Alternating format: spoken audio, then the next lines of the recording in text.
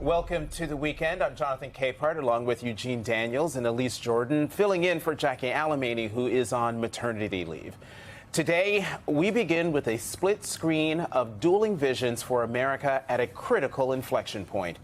Here in Washington, tanks and artillery launchers will roll through the streets of our nation's capital in the first military parade since 1991, when the U.S. celebrated the end of the Gulf War. Today's spectacle is officially meant to honor the 250th anniversary of the Army, but it also happens to fall on President Trump's 79th birthday. Roughly 7,000 soldiers will march, and big crowds are expected to line Constitution Avenue to watch the parade. The Army estimates the cost of this grand display will be $45 million, and not everybody is happy about it. According to a brand new NBC News Decision Desk poll out this morning, 64% of Americans oppose the use of government funds for the parade. Meanwhile, in very different scenes playing out across the country, organizers are staging protests in hundreds of cities and towns in what they are calling a nationwide day of defiance. Dubbed the No Kings protests, demonstrators are taking to the streets to oppose Trump's agenda and what they see as his disregard for the Constitution and autocratic-style leadership. The protests come during a week of heightened tensions over President Trump's immigration raids, a week that saw Democratic Senator Alex Padilla, the senior senator from California, forcibly removed from DHS Secretary Kristi Noem's press conference on Thursday. Joining us now, MSNBC political analyst and Pulitzer Prize-winning columnist Eugene Robinson and former Democratic Congressman Max Rose of New York, senior advisor at VoteVets and a U.S. Army veteran. Eugene, Max, thank you both very much for coming to the weekend. Max, let me get your reaction to what President Trump said on Tuesday, responding to what will happen if there are people protesting, just protesting the military parade here in Washington. Watch this. We're going to be celebrating big on Saturday. We're going to have a lot of, and if there's any protest that wants to come out, they will be met with very big force. By the way, for those people that want to protest, they're going to be met with very big force. And I haven't even heard about a protest, but, you know, this is people that hate our country, but they will be met with very heavy force. Max, he's talking about people who just show up and exercise their right under the Constitution to freedom of speech, freedom of expression. American citizens, mostly. Right. Yeah. Of course, it's amazing he didn't have that same opinion in regards to January 6th protesters. But, you know, we can't look at this military parade in a silo, right? This is not a conversation about whether or not we're celebrating the Army. I've given a big chunk of my life to the Army. I love the U.S. Army.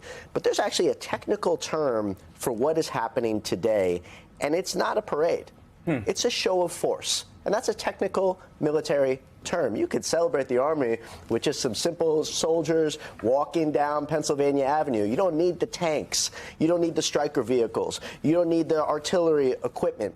And who is the audience for that show of force? Certainly people will be viewing it globally, but also protesters, peaceful protesters, United States citizens, protesting, standing up for their constitutional rights throughout the nation. And that's the problem. Donald Trump doesn't look at the enemy abroad. He's looking at his political opponents here at home as his enemy. And Mr. Robinson, because I can't call you Eugene. Call me Gene. It's too Eugene. We'll go there.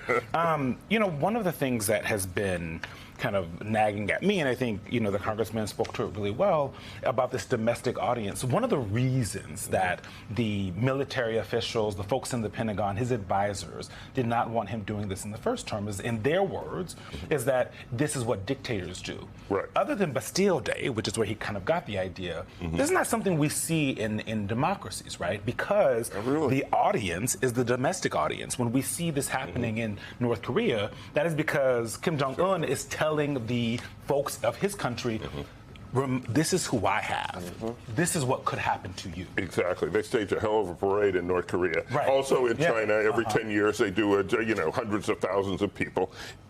These are shows of force, as Max said. They're absolutely. And this is so antithetical to the way the Army was founded. 250 years ago, it was founded by the Second Continental Congress after Lexington and Concord. Reluctantly. The First Continental Congress had not wanted a standing army. But they said, okay, well, we need a standing army because the British are indeed coming. But they did it.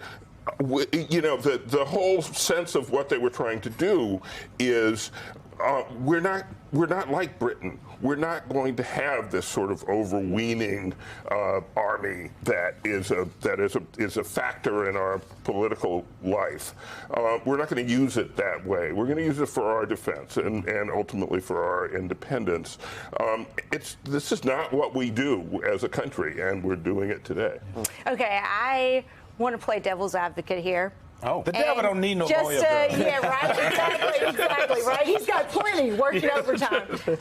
So in general, one of my most controversial opinions is that I don't like ceremonial. I think cemeteries are a lot of good real estate in a lot of cities. Like, I'm not one for like the ceremonial necessarily. Okay. So I'm saying that just to say, but are we missing the point here, and we're letting what's happening with Trump overcome what should be a celebration of the U.S. military? And there are 7,000 troops that have to go. They have orders today. Sure, of course. So what is the balance between recognizing that this is politicized, that this is a waste of taxpayer dollars, which I just said, cemeteries, like you don't have to talk to me over here about wasting taxpayer dollars, but how do we still support the troops? But to be clear, it isn't happening in a silo, like you said. None of this is happening in a vacuum. You have the President of the United States. This was planned, right? We all knew this was coming. The military was always going to do something for the 250th Exactly. The Army had anniversary. plans. They had other plans, but in February, they changed their plans because they knew that Donald Trump wanted this. And the folks in the Pentagon, Hegseth and his team, made those changes. Now, I'm a military brat. I'm an Army man. My dad was military intelligence for 21 years. I was in Fort Bragg twice. Both my siblings were there. We bounced around everywhere. So I am pro-military. I'm pro the Army. I'm a fan, right? It has been a part of my life. The thing is, you can do that without having this happen while in L.A. you have the Marines there, right? Okay. Donald Trump knew when he had on this Saturday was going to have this parade that there was going to be a problem when he sent the Marines in, right? If that wasn't happening, right, people will still have an issue with it, but the fact that it's all happening at the same time is the problem, I assume. 1,000%. Responsible leadership would involve a president, a commander-in-chief who sees the entire chessboard and understands that we're living in a moment right now of unprecedented tension that he himself catalyzed. And this is the moment where you don't want to exacerbate those tensions with this massive, unprecedented show of force, but rather try to bring the country together. And you don't do that by rolling tanks down Pennsylvania Avenue. Speaking of tensions that the president is stoking, this isn't new. Right. What the president is doing, his rhetoric. Let's play what Donald Trump has said over the years in terms of his rhetoric and the violence that he seems to condone through his rhetoric. Do you know what they used to do to guys like that when they were in a place like this? They'd be carried out on a stretcher, folks. That's true. Honestly, I hate to see that. Here's a guy throwing punches, nasty as hell, screaming and everything else when we're talking. And he's walking out, and we're not allowed, the guards are very gentle with him. He's walking out like big high fives, smiling, laughing. Like to punch him in the face, I'll tell you. So if you see somebody getting ready to throw a tomato, knock the crap out of them, would you? Seriously. Okay? Just knock the hell. I promise you, I will pay for the legal fees, I promise. These are anarchists. These are not protesters. They're bad people. They don't love our country. Seeing that montage, Max, if you are not concerned about what could happen today, you're not really paying attention. No, not at all. And look, it also strikes me that this military parade, this Army parade, is Donald Trump's personality incarnate. Remember, this is a draft dodger. This is a guy who dodged the draft 5 times, made up personal ailments, physical ailments, so that he himself would not put his own life at risk, while hundreds of thousands of other young men were doing exactly that. We all know he's actually never been in a fight himself, right? But loves to stand up with all his bodyguards around him, instigating others to get into a physical altercation. That's why he loves these tanks rolling down Pennsylvania Avenue on his birthday, because he's so insecure. It's always the insecure guy who talks like that. But, you know, we are not seeing the country come together in a moment of strength. We're seeing it divided because he is pushing those very divisions for his own ego. And the other thing that just gets to me and has gotten to me, frankly, since I was in college covering protests against the Vietnam War is they don't love our country. Right. That is no. You can't, the idea that he gets to define what love of country is. Those who were protesting the Vietnam War loved their country.